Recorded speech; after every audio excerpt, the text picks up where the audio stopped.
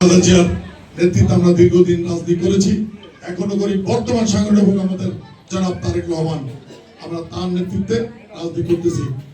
অতএব শহীদ জিয়াউর রহমান মার্কা কাদের জন্য রেখে গেছেন? বিএনপি আমাদের সাধারণ জনগণের জন্য রেখে গেছেন। অতএব এই মার্কার বিজয় না হলে দূর দূরে কারা কারা তোমাদের লোক মামলা খেয়েছে, কারা কারা জেল জুলুমে ছিল, সব এভিডেন্স গুলো আমার দপ্তরে আমার কম্পিউটার ফাইল করে রয়েছে।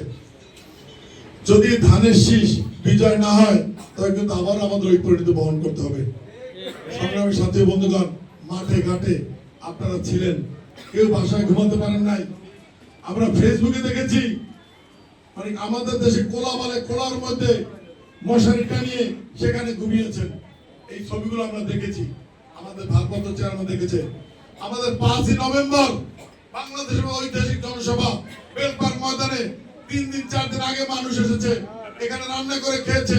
আমরা সবাই ঐক্যবদ্ধ ছিলাম, কেউ কিছু করতে পারে নাই। তখন কিন্তু আমাকে অনেকেই খাওয়ার জন্য মানে আমাদের একটা বাজেট আমাদের বলতে হয়, এর ভিতরে আমাদের 10 নম্বর কামরুল ভাই, তিনিও আমার মনে করেন চাল কেনার জন্য আমার বলছেন আমি তো 20 বস্তা চাল কিনে দেবো খাওয়ার জন্য, টাকা দিয়েছে। সংগ্রামী সাথী বন্ধুগণ, এরকম অসংখ্য লোক রয়েছেন। আমরা চেষ্টা করেছি, যা পেরেছি। এবং আমাদের ভেলায় করে আমাদের নৌকা বন্ধ করে দিয়েছে, ভেলায় করে মানুষের যে নদী পার হয়েছে।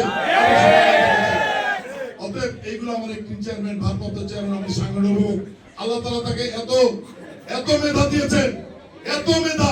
এরদোগান বলেছিলেন তারেক রহমান তো বাংলাদেশের নেতা, সে হবে বিশ্ব নেতা। আমার আল্লাহ তাআলা, আমার জীবনে আমি এরকম দেখি নাই। বাপের ছেলে বাপের মতোই হয়েছে।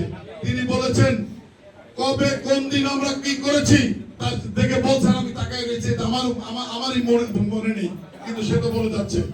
তো স্বাভাবিকই ভারপ্রাপ্ত চেয়ারম্যান ভাবতে পারেন যে জাহিদ যদি নিষ্ক্রিয় থাকে এই নির্বাচন পারপাস, তার তো কোনো দায়িত্ব নেই, তাহলে দলের বিশাল ক্ষতি হতে পারে। এই চিন্তা ভাবনা থেকেই তাকে ভারপ্রাপ্ত চেয়ারম্যান 1-to-1 ডেকে নিয়ে কথা বলেছেন।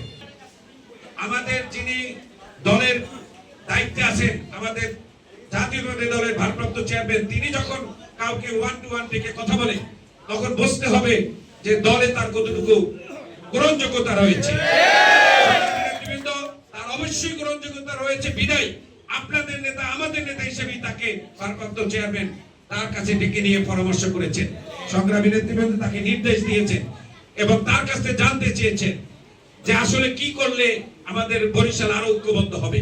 আমাদের এই বরিশাল সদর আসন, আপনারা জানেন 6টি আসনের ভিতরে এই বরিশাল সদর আসন অত্যন্ত গুরুত্বপূর্ণ, যেখান থেকে বরিশাল জেলার বিভাগ আমরা নেতৃত্ব দিয়ে থাকি। ষড়যন্ত্র হয়েছিল, সেই ষড়যন্ত্রকে আমরা রুখে দিতে পেরেছি, কারণ আমরা ঐক্যবদ্ধ ছিলাম। তাহলে তখন এখানের আর্মি থেকে মনোনীত প্রার্থী থাকার পরেও তাকে আমরা হারাতে পেরেছি। এরকমের ষড়যন্ত্র এখন কিন্তু সারা বাংলাদেশে রয়েছে। সবাই 2 থিওরির ভিতরে আমাদেরকে রেখে তারপরে রাজনীতি করছে সারা বাংলাদেশে ষড়যন্ত্রকারীরা। তারা এখনো ঘুমিয়ে নেই, কারণ আপনারা জানেন একজনকে অলরেডি আমরা অভ্যুত্থানের মাধ্যমে সরিয়ে দিয়েছি। আমাদের সহযোগিতা ছাড়া তাকে অভ্যুত্থানের মাধ্যমে এই বাংলাদেশে কোন রাজনৈতিক দল তাকে বাংলাদেশ ছাড়া করতে পারতো না। কিন্তু যখনই তাকে সরাইতে পেরেছে, তখনই আবার আমাদেরকে নিয়ে ভাবা শুরু করেছে তারা। সুতরাং এই ষড়যন্ত্রকারীরা ভাবছে একটা চলে গেছে, আরেকটাকে যদি দাবিয়ে দিতে পারি তাহলে আমরা আবার নেতৃত্ব দেবো। তারা কারা? তারা 71-এর পরাজিত শক্তি। তারা 71-এর পরাজিত শক্তি, এটা বুঝতে হবে। সেই 71-এর পরাজিত শক্তি চিন্তা করে বাংলাদেশের ক্ষমতায় আসার জন্য, এটা আমাদের জন্য লজ্জাকর বিষয়। পরিকল্পনা চলছে, এতদিন ছিল কই? আজকে জেলার ক্ষেত্রেও কিন্তু তাই। আজকে জেলাও কিন্তু এইরকম হচ্ছে, যাদেরকে দায়িত্ব দিয়েছে তারাই ইস দিয়ে কাজ করছে, তাদের কয়েকজন মুষ্টিমেয় কিছু লোক নিয়ে। বাকিরা কি রাজনীতি করে নাই? করছে।